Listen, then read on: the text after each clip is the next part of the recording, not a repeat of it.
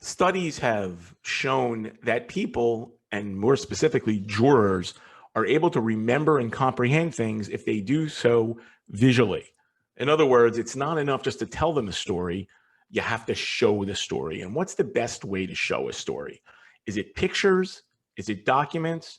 No, it's a timeline. A timeline is something that can make or break your case. My name is Saul Gruber, and at Gruber Trial Consulting, we consult with law firms all over the country, getting them ready for trial, doing focus groups, and trying to determine what would be best for their timeline. Every focus group we've done over the last 2 years, each time the focus group participant has always asked, is there a timeline? Is there something that can show us that when we look at it, we can see what happened from date A to date B, because you, the lawyers, are telling us that period of time is so important.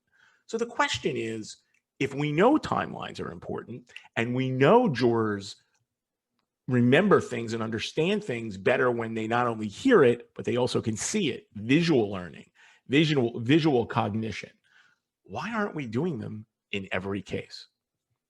That's a question you can answer for yourself, but our clients are doing them in every case. And when I say a timeline, we're not talking only about something to show a jury. We're talking about a working timeline from when you file a lawsuit until you actually try the case.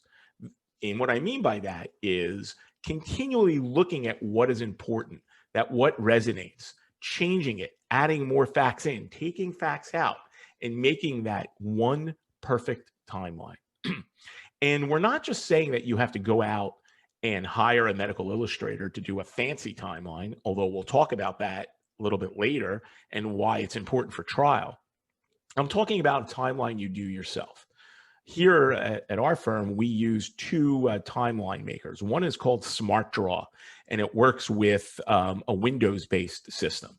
It's very inexpensive, less than $100 per year, and you can either download it on your computer or do what we do and do it online.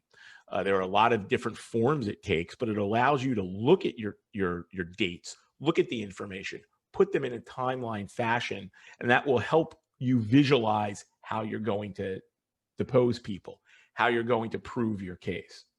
Another system that we use with our iPads is something called Timeline 3D.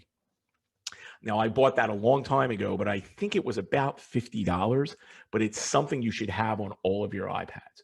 And it's a really great system in that you can place a document and attach it to the timeline cube, so to speak. So when you hit it, the actual picture or document that substantiates what you're putting in that timeline will come up.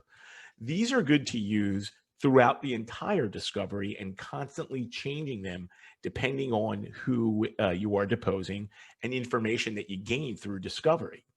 Now, a lot of people think a timeline shows the beginning of the litigation to the end, or I should say the beginning of the story till the death or horrific injury. Not necessarily. I don't think there's any reason to do such a large timeline like that.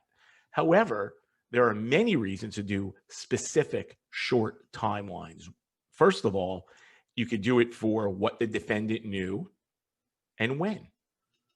Then you could have one that is what the defendant did and when. Then you could have things for damages, the first complaint at an emergency room, and the consistency of the complaints until the death. There are a lot of different things you can do, and you can have more than one timeline. The key is it only has to have important, significant dates and facts. We don't need a timeline that tells us everything there is. Our timeline has to be important and well thought out. Quite frankly, the timeline should tell the story for you. Anytime you have to explain a timeline, it's a bad timeline.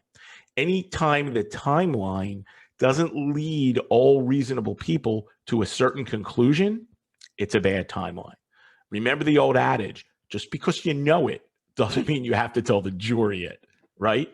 We're constantly shortening what we're telling the jury, reducing what we're telling the jury.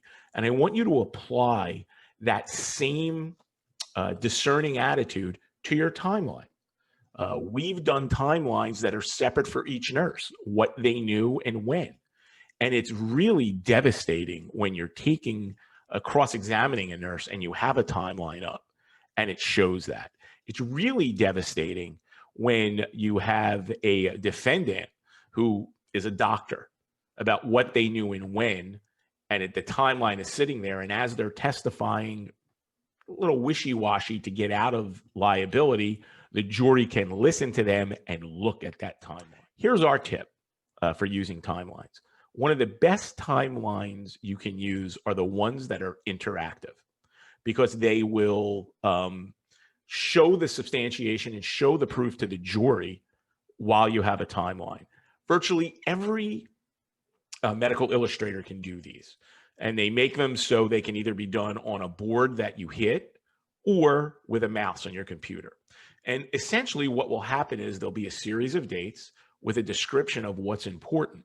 But when you hit that description, the actual document that substantiates the description pops up. It makes it foolproof. It tells the story. What do I mean by that? Let's say it's a nursing home case and somebody was admitted to the nursing home, and the assessment found that although they had no ulcers at the time, they were at risk for a pressure ulcer. Then day 4, they were still at risk for a pressure ulcer, but there were no interventions put in place to minimize the risk of getting a pressure ulcer. Then day 7, still no interventions. There's now a stage 1 ulcer. Day 12, still no interventions. It goes to a stage 3 ulcer. Day 15, they finally do an intervention and put a special bed and turn and reposition. If those are the key facts in why your client died of a pressure ulcer, you can put them in the timeline, hit that button, and poof, out comes the proof of what you're saying. That timeline is perfect. It wins your case all the time. So use a timeline and use it judiciously, and make sure you're really making the timeline tell the story. I hope you enjoyed this video on timelines. If you did, please hit subscribe on the button below to our YouTube channel so you can get a copy, or you can get the videos as they come out. Also, take a look at our podcast, The Jury Thinks What?, where we do address things like timelines and other persuasive tools. And as always, if you have any questions at all, please don't hesitate to call me. Thank you.